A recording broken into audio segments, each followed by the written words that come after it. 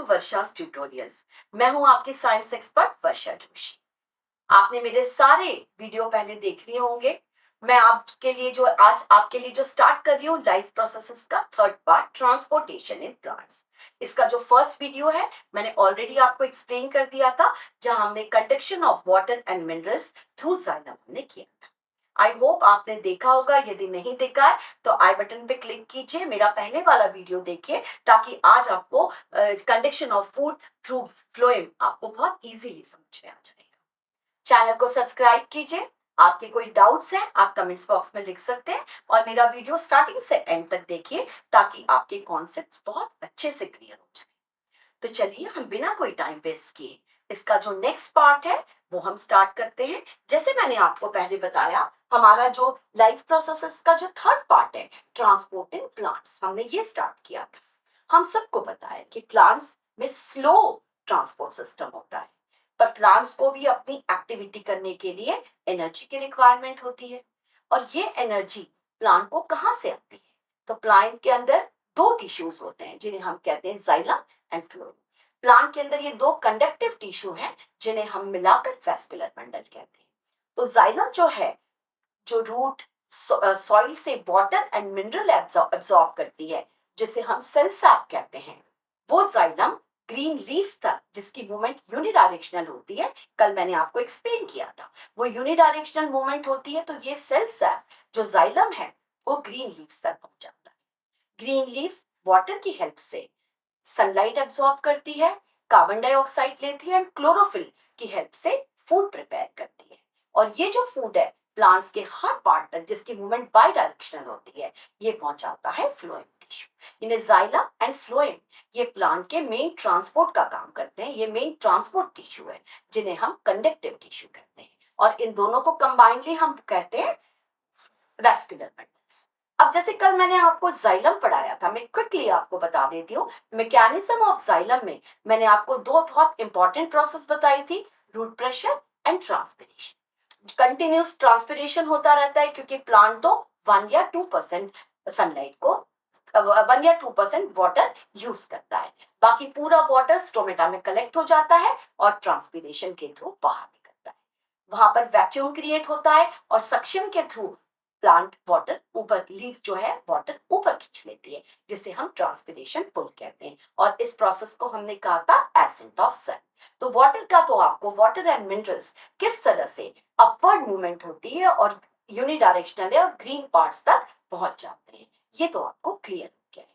Xylem किसकी help से करता है? ट्रैकेट्स एंड, आपको पता है कल मैंने आपको बताया था वेसल्स एंड ट्रैकेट्स। तो ये प्लांट, ये जो जाइलम के अंदर है, डेड टिश्यू से बनी है।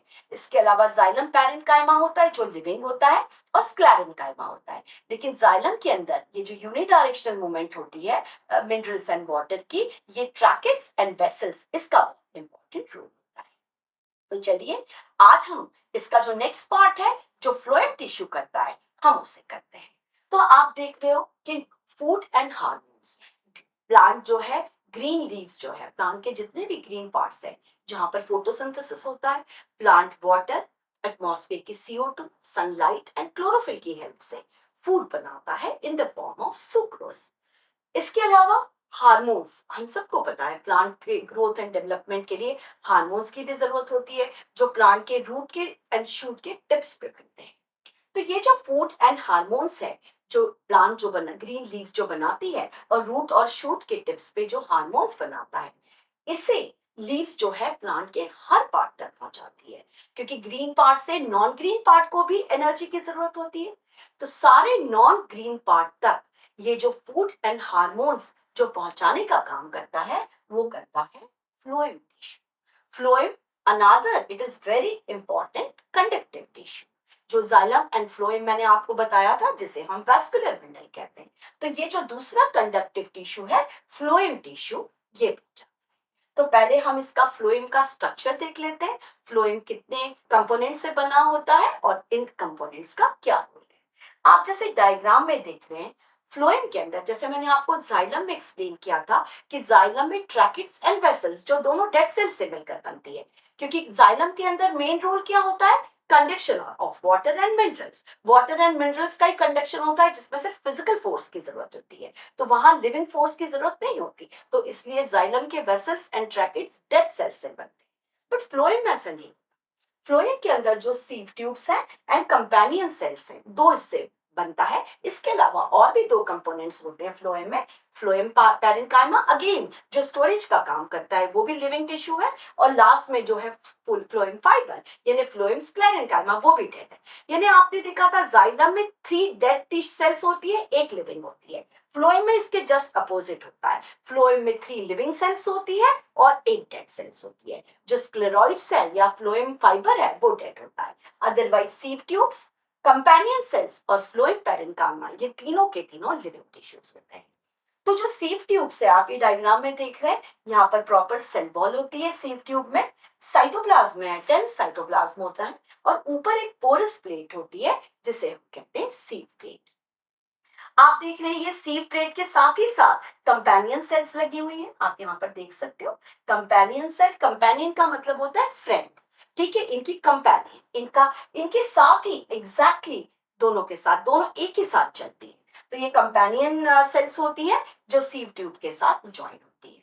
कंपेनियन जो सीव ट्यूब है वहां पर न्यूक्लियस एब्सेंट होता है, लेकिन जो कंपेनियन सेल होती है वहां पर न्यूक्लियस प्रेजेंट होता है, क्योंकि दोनों जो companion cell and sieve tube दोनों लिविंग टिश्यू होता है।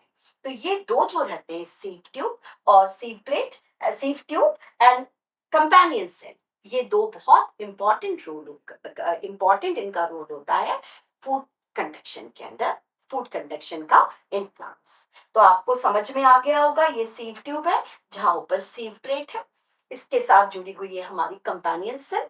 कंपेनियन सेल के अंदर दोनों में साइटोप्लाज्म है, लेकिन कंपेनियन सेल के अंदर न्यूक्लियस प्रेजेंट है। चलिए, तो ये आपको इसका स्ट्रक्चर पूरा समझ में आ गया। अब हम आगे बढ़ते हैं इसके मैकेनिज्म।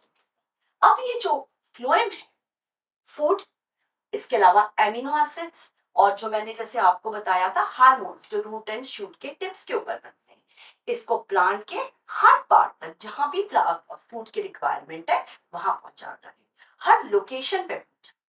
तो ये जो फ्लोएम की ट्रांसपोर्ट की जो प्रोसेस है इसे हम कहते हैं ट्रांसलोकेशन। ये एग्जाम में आता है। जो जाइलम पहुंचाता है वाटर एंड मिनरल्स को, इसे हम transportation of water and minerals कहते हैं। लेकिन जो फ्लोएम जो फूड एंड हार्मोन्स को सारे नॉन ग्रीन पार्ट्स तक या जहां भी प्लांट को रिक्वायरमेंट है फूड की वहां पहुंचाता है, इस प्रोसेस को हम कहते हैं ट्रांसलोकेशन। तो चलिए हम देखते हैं ये जो ट्रांसलोकेशन है मतलब मूवमेंट ऑफ फूड है, ये बाई डायरेक्शनल है। आपको याद होगा जाइलम में जैसे मैंने आपको बताया था कि वाटर एंड मिनरल्स की मूवमेंट यूनिडायरेक्शनल होती है, लेकिन फ्लोएम की मूवमेंट जो है वो बाई डायरेक्शनल होती है, अपवर्ड मूवमेंट भी होती है, डाउनवर्ड। इसकी स्टेप्स पहले हम देख लेते हैं। हम जो इसका मैकेनिज्म पढ़ेंगे हम 4 स्टेप्स में पढ़ेंगे। फर्स्ट स्टेप है हमारी लोडिंग, सेकेंड स्टेप है हमारी ऑस्मोसिस। ऑस्मोसिस आपको पता है हाई प्रेशर रीजन या high concentration region to low concentration reason.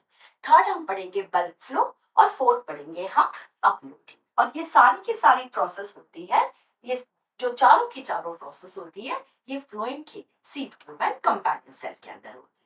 अब आप जैसे ये डायग्राम देख रहे हैं मैकेनिज्म ऑफ ट्रांसलोकेशन कहते हैं इसको। मैंने कहा है एक्टिव ट्रांसफर, क्योंकि आप ये जो मैकेनिज्म देखोगे इसके अंदर प्लांट एटीपी यूज करता है। दो टाइप के ट्रांसपोर्ट होते हैं, एक पैसिव ट्रांसपोर्ट, एक एक्टिव ट्रांसपोर्ट। जहां भी प्लांट अपनी एटीपी यूज करता है हम उस ट्रांसपोर्ट को कहते हैं एक्टिव ट्रांसपोर्ट। तो जो फ्लोएम की जो फूड की जो मूवमेंट है, फूड एंड हार्मोन की जो मूवमेंट है उसे हम कहते हैं एक्टिव ट्रांसपोर्ट। तो पहले हम देख लेते हैं। आप ये देख रहे हो मैंने स्टेम का डायग्राम बनाया है, नीचे आपको रूट दिख रही है। मैंने ये दो पूरे पाइप लाइक ऐसे दो स्ट्रेट बनाए हैं, जो एक फ्लोएम है एक जाइलम, ये दोनों तो प्लांट में साथ साथ चलते रहते हैं। आप यहाँ पर देख रहे हैं फ्लोएम, मैंने यहाँ पर एक ही सिंगल बनाई है, ये सीव ट्यूब है, और सीव ट्यूब के साथ ही ये जो लगी हुई है ये कंपेनियन है। इसके हम मैकेनिज्म को देख लेते हैं। जैसे आप देख रहे हो green leaves, green leaves photosynthesis करती है, फूड मेकिंग प्रोसेस को हम फोटोसिंथेसिस कहते हैं। ग्रीन लीव्स जो फूड बनाती है वो बनाती है in the form of sucrose. तो ये जो सुक्रोज है ये जब यहाँ बन जाता है तो यहाँ पर उसका कॉन्सेंट्रेशन हाई हो जाता है, ग्रीन लीव्स के अंदर सुक्रोज बन गया, तो सुक्रोज का कॉन्सेंट्रेशन हाई हो गया।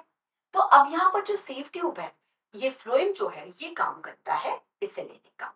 तो ये क्या करते हैं, ये जो फूड है, जो सुक्रोज है, ये मैंने आपको बोला लोडिंग, ये सुक्रोज आ जाता है फ्लोएम इसको ले लेता है। फ्लोएम के सीव ट्यूब पहले कंपेनियन सेल में आएगा, कंपेनियन सेल से सीव ट्यूब में आएगा। तो ये जो फूड है ये लोडिंग हो गया sieve tube and companion cell. Sieve tube में बेसिकली इसका लोडिंग हो गया, यानी फ्लोएम टिश्यू के अंदर फूड आ गया। अब यहाँ पर आप देख रहे हो ये जो फ्लोएम है, ये आप देख रहे हैं यहाँ पर, ये फ्लोएम के अंदर फूड का कंसंट्रेशन बढ़ गया, फूड जो है सोल्यूबल फॉर्म। आप यहाँ साइड में देख रहे हो मैंने जाइलम बनाया, जाइलम में कंटिन्यूस वाटर फ्लो होता रहता है, अपवर्ड मूवमेंट होती है। तो जो जाइलम है यहाँ पर वाटर कंसंट्रेशन ज्यादा है।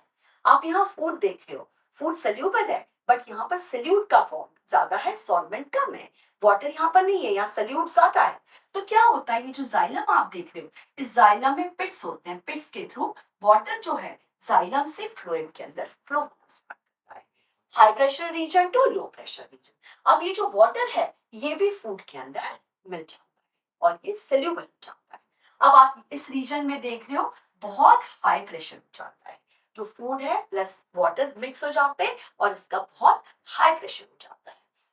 अब जब हाई प्रेशर हो जाएगा, आप नीचे देख रहे हो, नीचे लो प्रेशर है, ऊपर लो प्रेशर है।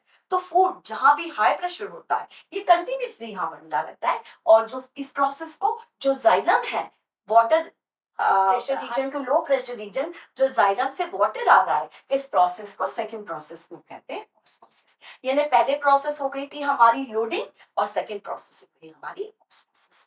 ये सारा है एक्टिव ट्रांसपोर्ट। यहाँ पर ग्रीन लीव्स एटीपी को यूज कर रही है।